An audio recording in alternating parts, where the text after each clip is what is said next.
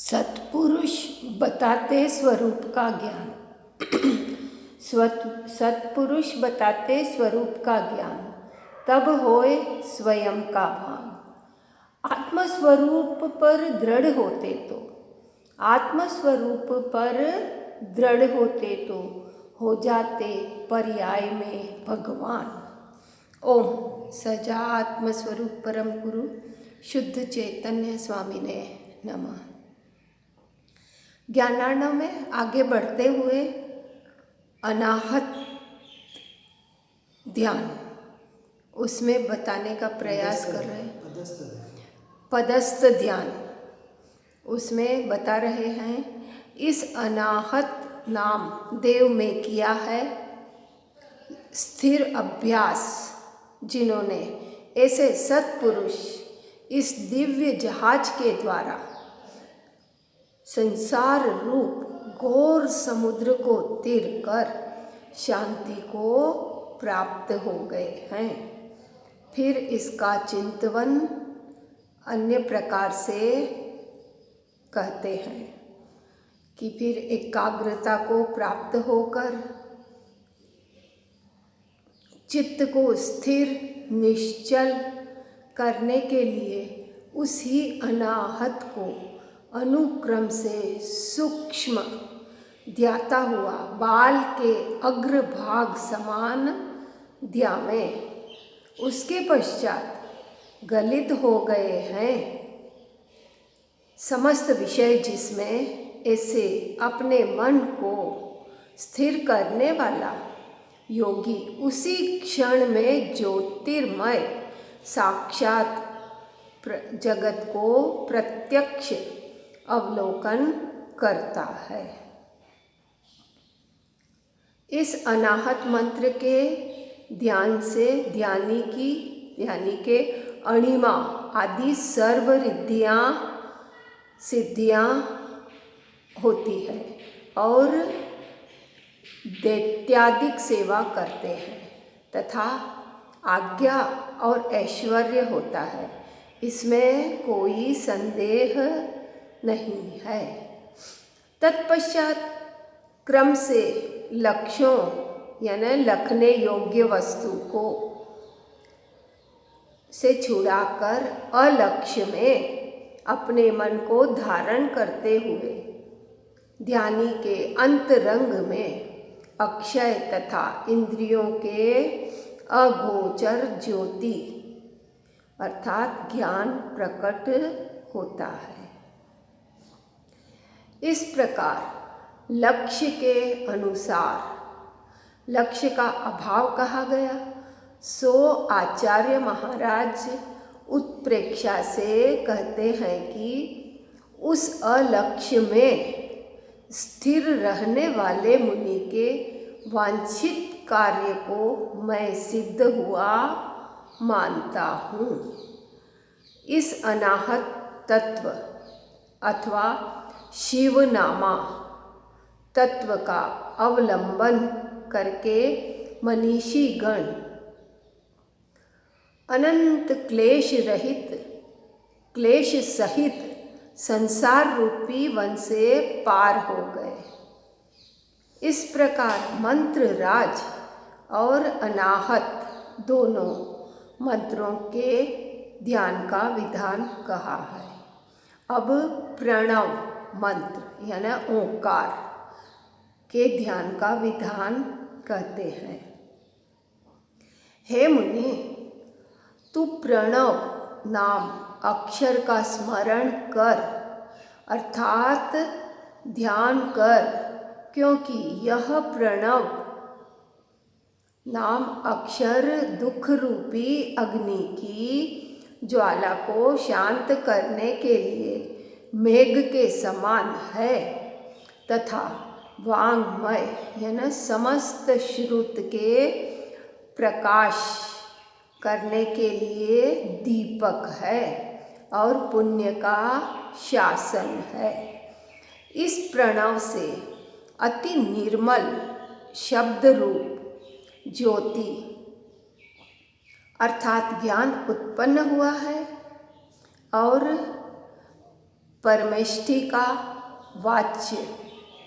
वाचक संबंध भी इस प्रणव से होता है, अर्थात परमेष्ठी तो इस प्रणव का वाच्य और यह परमेष्ठी का वाचक है।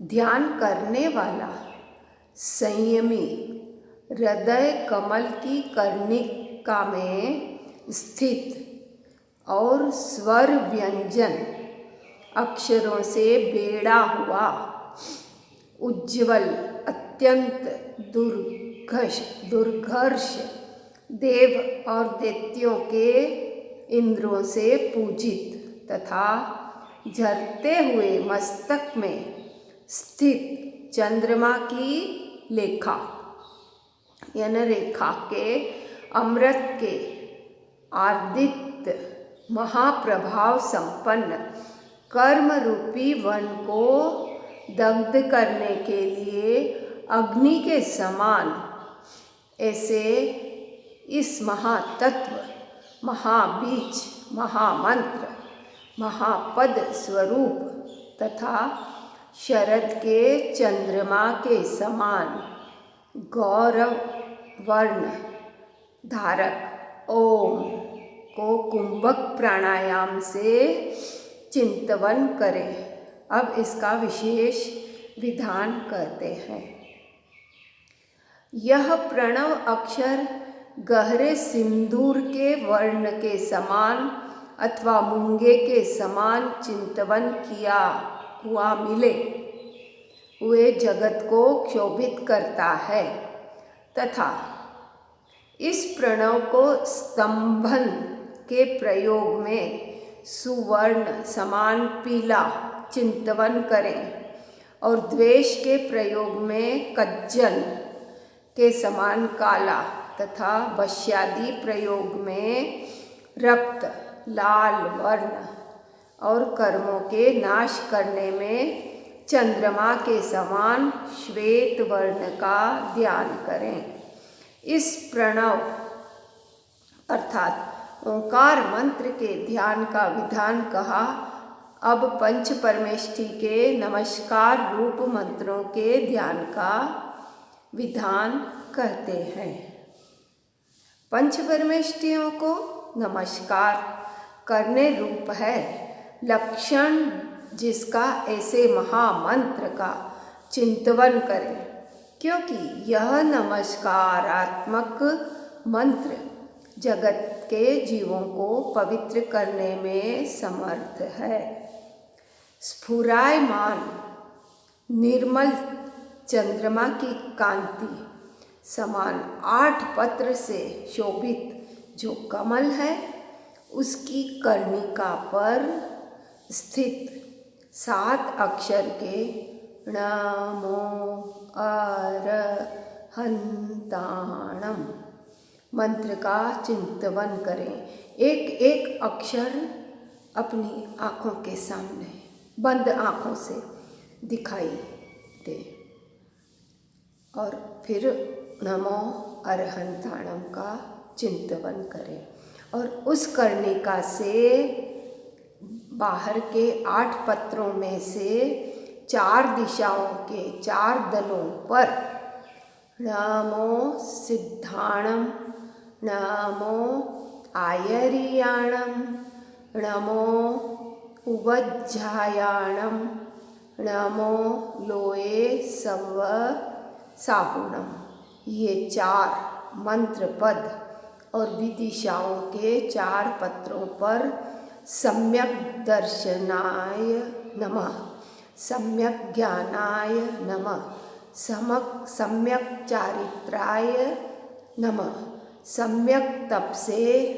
नमः इन 4 नमस्कार मंत्रों का चिंतवन करें। इस प्रकार अष्टदल का कमल और एक कर्णिका में 9 मंत्रों को स्थापन करने का चिंतवन करें। इस लोक में जिन कितने ही योगियों ने अत्यांतिकी लक्ष्मी यानी मोक्ष लक्ष्मी प्राप्त किया है, उन सबों ने एकमात्र इस महामंत्र का आराधना करके ही प्राप्त किया है। इस महामंत्र का पूर्ण प्रभाव योगी मुनीश्वरों के भी अगोचर है, उनके द्वारा भी कहने में नहीं आता, और जो इसको नहीं जानने वाला पुरुष इसके प्रभाव को कहता है, उसको मैं वायु रोग से प्रलाप करने वाला मानता हूँ। जो जीव पाप से मलिन है वे इसी मंत्र से विशुद्ध होते हैं, और इसी मंत्र के प्रभाव से मनीषीगण यानी बुद्धिमान संसार के क्लेशों से छूटते हैं, यानी इस संसार रूपी क्लेश से मुक्ति पा जाते हैं। भव्य जीवों को आपदा के समय यही मंत्र इस जगत में बांधव मित्र है। इसके अतिरिक्त अन्य कोई भी जीवों पर कृपा करने में तत्पर नहीं है। सबका रक्षक यही एक महामंत्र है। आपदा अर्थात कष्ट ही है पाताल गर्त, जिसमें ऐसे संसार रूपी समुद्र में भ्रमते हुए इस जगत को इस मंत्र ने ही उद्धार करके मोक्ष में धारण किया है। पूर्व काल में हजारों पाप करके तथा सैकड़ों जीवों को मारकर तिर्यंच भी इस महामंत्र का शुद्ध भावों से आराधन करके स्वर्ग को प्राप्त हुए हैं। उनकी कथा पुराणों में प्रसिद्ध है। मन वचन काय को शुद्ध करके इस मंत्र को 108 बार चिंतवन करें तो वह मुनि आहार करता हुआ भी चतुर्थ कहिए एक उपवास के पूर्ण फल को प्राप्त होता है। इस प्रकार महामंत्र के विधान और फल महिमा का वर्णन किया। अब षोडशाक्षरी विद्या को कहते हैं।